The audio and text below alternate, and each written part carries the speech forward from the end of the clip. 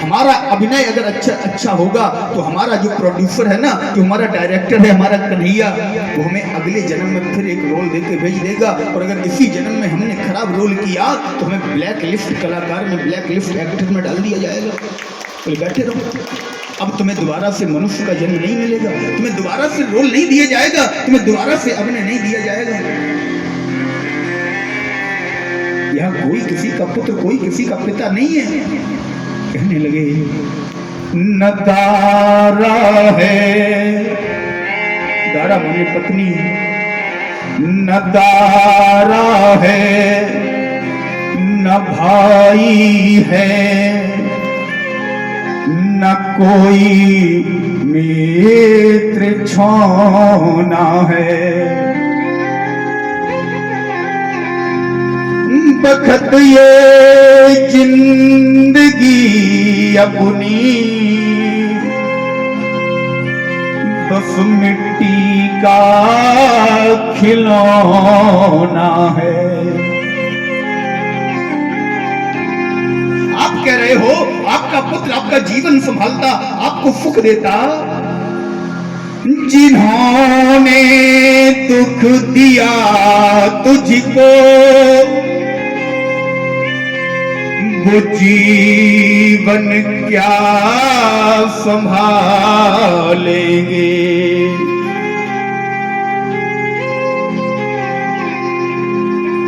जिन्होंने दुख दिया तुझको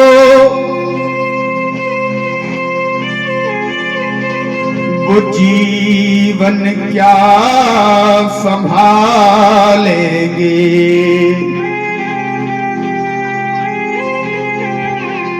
चलेगा जब यहाँ से तू तो ये कपड़े तक उतारेंगे।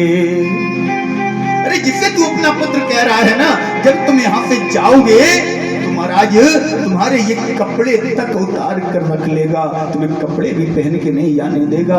उस पुत्र के लिए तुम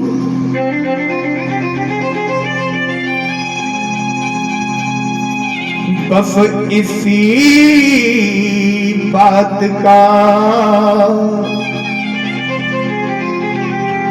तो प्राणी का दिन रात रोना है।